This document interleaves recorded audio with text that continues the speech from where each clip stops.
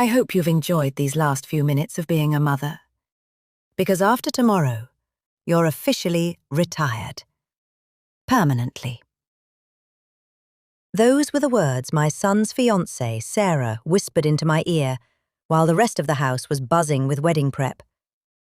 She said it with a smile so sweet, it looked genuine to anyone watching, but her eyes were like shards of glass. Across the room, my son Leo was laughing, oblivious, looking at her like she was the only star in his sky. I had raised Leo alone. I worked double shifts at a diner and a cleaning service, stretching every dollar until it bled, just so he could become the successful surgeon he is today.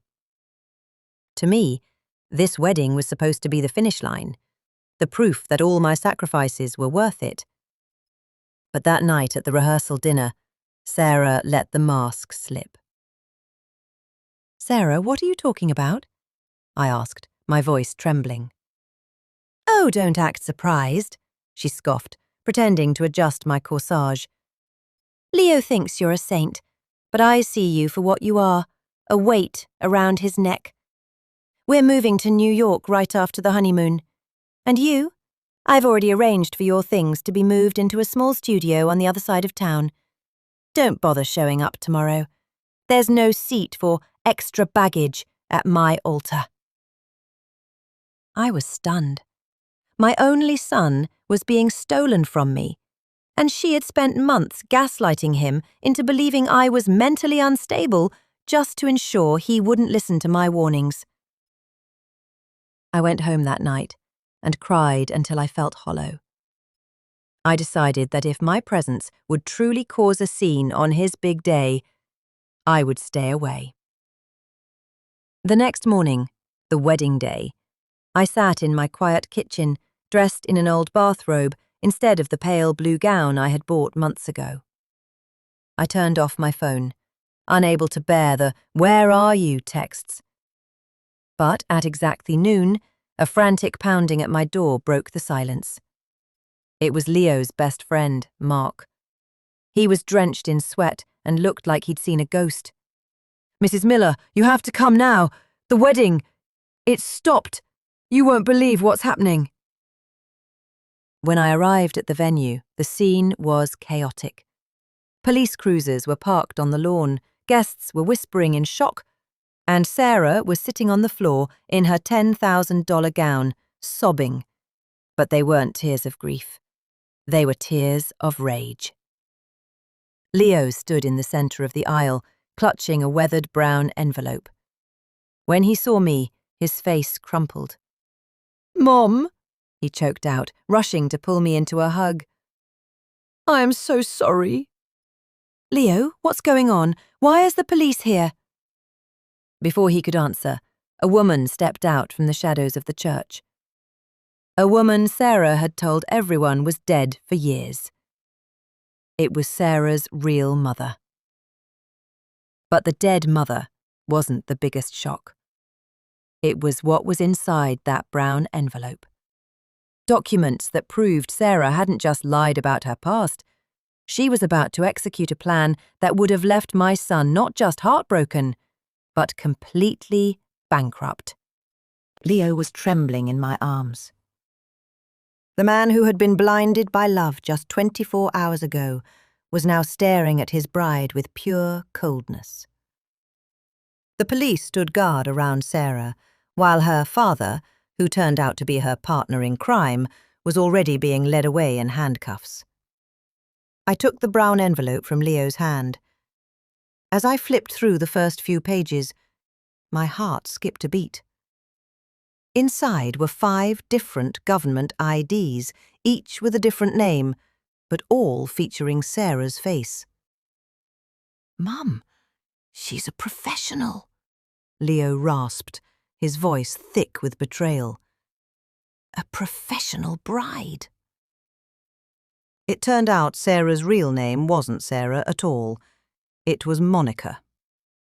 Over the last 4 years, she had moved through 3 different states, marrying wealthy, high-achieving men like doctors and lawyers. Her pattern was surgical. She would target men who were close to their families, systematically isolate them from their mothers to create emotional dependency, and then file for divorce immediately after the wedding to strip them of their assets through alimony. But this time, she had gotten greedy. The prenuptial agreement she had pressured Leo to sign contained a hidden asset transfer clause. Because Leo was so blinded by trust, she expected him to skim it. That clause would have signed over 50% of his medical practice's shares to her the moment they said, "I do." However, she made one fatal mistake. 10 minutes before the ceremony, Leo's best friend Mark, a forensic accountant, arrived with a file. Mark's suspicions had been triggered at the rehearsal dinner when he overheard Sarah whispering into her phone. She wasn't talking to a wedding planner. She was talking to her actual husband, a man currently serving time in prison, who was blackmailing her for more money. "Why, Sarah?" I asked, looking at her. "How could you do this to my son?" Sarah, still in her tattered white lace, suddenly stopped crying. She stood up, brushed off her dress, and let out a chilling laugh. The innocent mask was gone. "Because men like Leo are easy," she spat, looking at me with pure venom. "You mothers raise them to be so emotional and noble that they think every pretty face is an angel. Yes, I played him. And if it wasn't for Mark, I'd be the owner of that hospital by tomorrow morning, while you'd be rotting in that storage unit I picked out for you." Leo took a step towards her, but the officers held him back. "Enough," Leo barked. "You thought you could cut my mother out of this family? You tried to destroy the one person who actually built my life. You didn't just pick the wrong man, Sarah. You picked the wrong mother." That's when the lead detective dropped the real bombshell. "Sir, it's not just fraud," the officer said.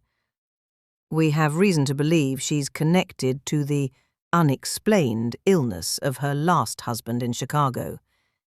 He's in a coma, and his toxicology reports just came back positive for slow-acting poison.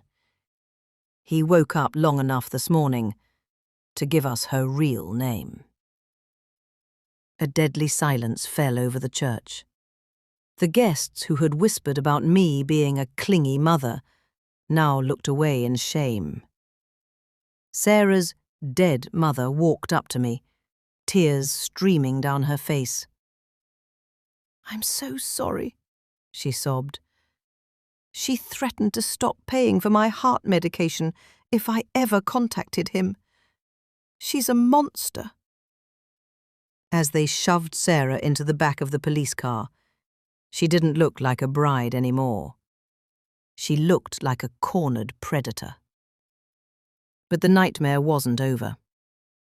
As the police cars pulled away, my phone buzzed in my pocket. It was a message from an unknown international number. I opened it, and my blood turned to ice. It said, "You think the game is over? Sarah was just the distraction. Check Leo's Surgical Foundation account now. The vault is already empty." The colour drained from Leo's face as he stared at the message on my phone. He scrambled to log into his Medical Foundation's financial portal, but the screen flashed a chilling red. "Access denied. Account seized." "Mum, it's gone," he whispered, his hands shaking. "The surgical fund for the children's clinic. Everything. How did she do this from the back of a police car?" Suddenly, Leo's phone began to ring. The caller ID showed a blocked number. He hit speaker, and a cold, familiar voice filled the room. Hello, Leo. I see you've met Sarah's mother. A pity. She was always the weakest link in the chain. Leo's eyes widened. Dr. Sterling?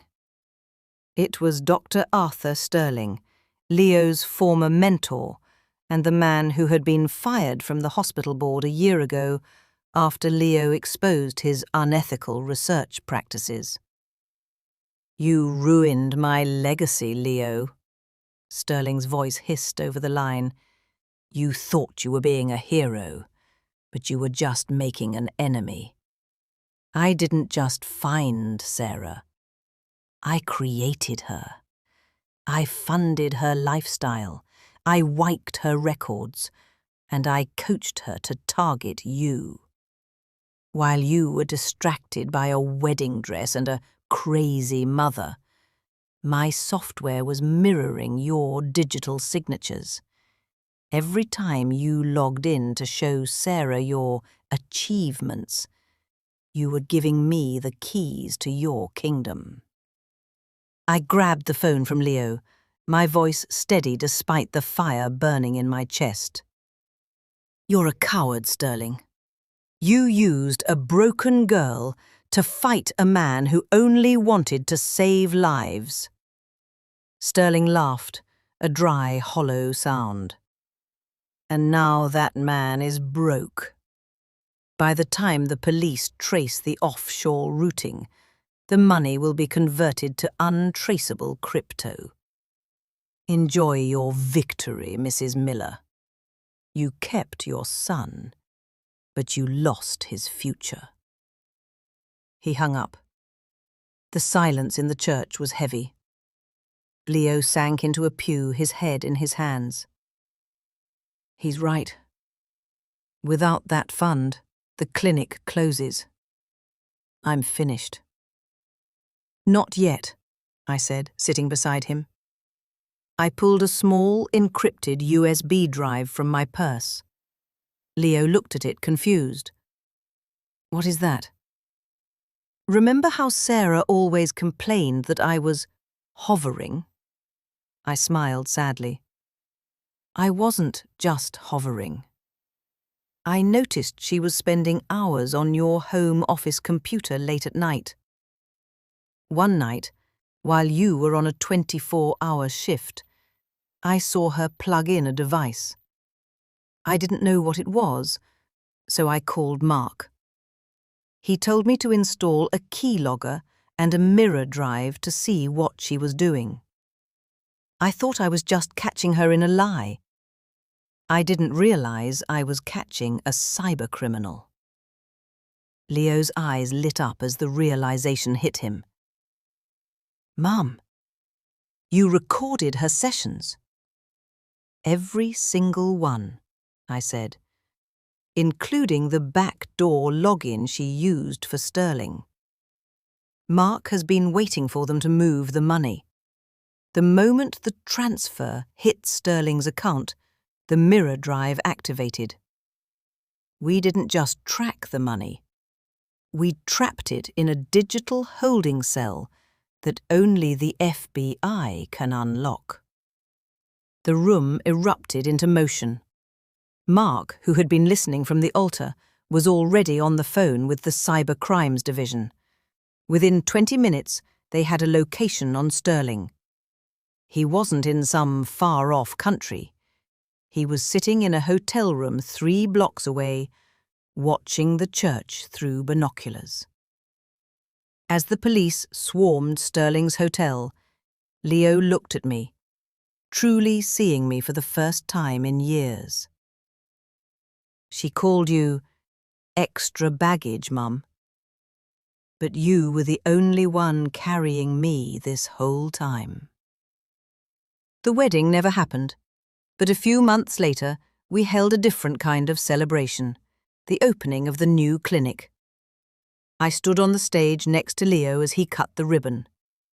He turned to the crowd of reporters and donors and said, "Everyone thinks a surgeon saves lives, but I'm only standing here because of the woman who saved mine.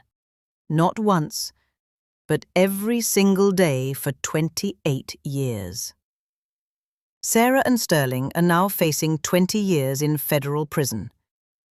And as for the scrapbook, we finished it together. On the very last page, I put a photo of Leo and me standing in front of his clinic.